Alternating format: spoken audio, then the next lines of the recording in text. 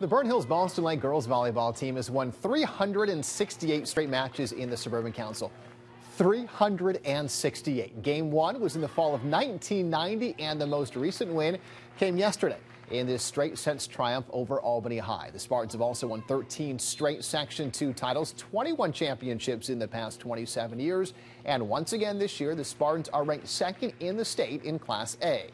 And the man behind those gaudy statistics and all those championships is Gary Bynon, who's been the head coach of the Burnt Hills girls volleyball team since 1988. Thanks for stopping by. Thanks for having me. Let's get the streak out of the way, because I know any coach that has a streak like this one, though there aren't that many like this, it's the last thing you want to talk about. You want to focus on what's happening now.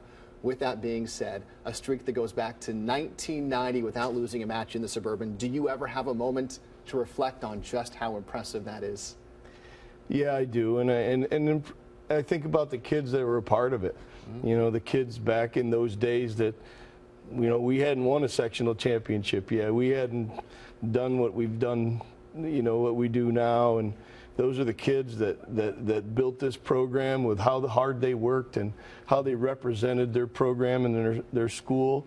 And I think about that a lot as we go through. But it is something that we just kind of take game by game, I guess. You know, I think it's talked about more than it used to. I think in the hundreds, it kind of was like we didn't talk about anything like that. And then there was one day where it really affected my kids in a game. And I said, okay, we're going to start talking about it. And I told them the whole story.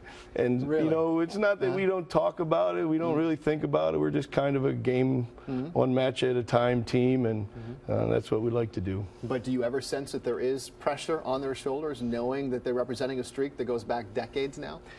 I think you do. There is. I mean, it's just human nature. And I worry about that. And I worry about the kids and stuff like that. But at the same time, I think it drives all of us, me and the kids, to keep being better. I think it's something you think about, and you know, we're always going to try to be the best we can, and I think the positive part of that is, you know, we do want to just keep doing that and not you know, not worrying about that. And you know, we had some tough times the last couple of years against a very good Shenandoah team, and you know, hey, we're there for each other, and that's how we get through it. And these kids work very hard at their sport, and proud of the position they put themselves in.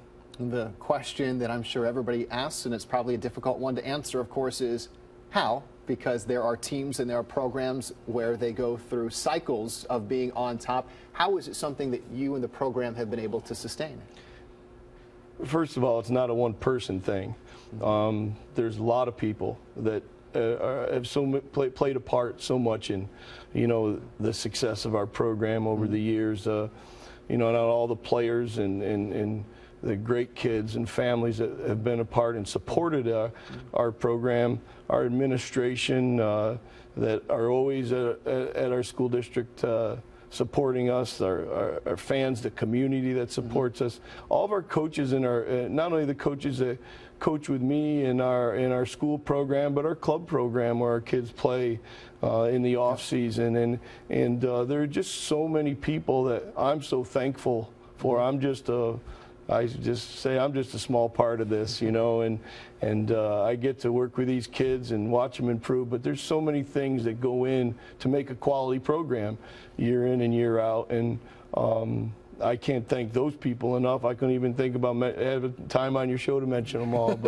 But I'm just so proud to be a part of everything that we do to make this a special time for the kids, our kids in their lives. Because of all the championships that have been won at Burnt Hills, because of what volleyball means to Spartan Nation, do more girls come out at a young age to be a part of what you start in the 3rd and the 4th grade in that community? I think they do, but you got to remember, I am a small part of a great athletic program, you know, and being one of the smallest schools in the Suburban Council, we have a great coaching staff in all sports, and a staff that I love to support, and a great staff that I'm very proud to be a part of. So you got to understand, we have a lot of sports, a lot of successful sports. So, you know, our success is our success, you know, but we get our kids, and you know, everybody gets their kids and enough to be successful, and it's a challenge. But I enjoy, our junior program, seeing 50 kids out there, grades 3 through 6 on Monday nights, and wonder, who knows, sometimes they play, sometimes they don't, but it's great seeing that, and like I said, just be a part of, great to be a part of a good sports program that, we're just doing our part to represent our school. Did you grow up with volleyball, or when did you find the sport? I'm a football, basketball, baseball guy. Yeah. I got married in the summer of 1988 without a job. On my honeymoon, Burnt Hills called me for a job. I got an interview in August, and they said, in 2 weeks, you're going to be the volleyball coach. I never coached it or played it. You're kidding. I never took it at college at Cortland because they used a thing called computers, and I wasn't going to use one. The coach only had over 600 wins in her career, but I was never going to take her class because I was never going to coach it.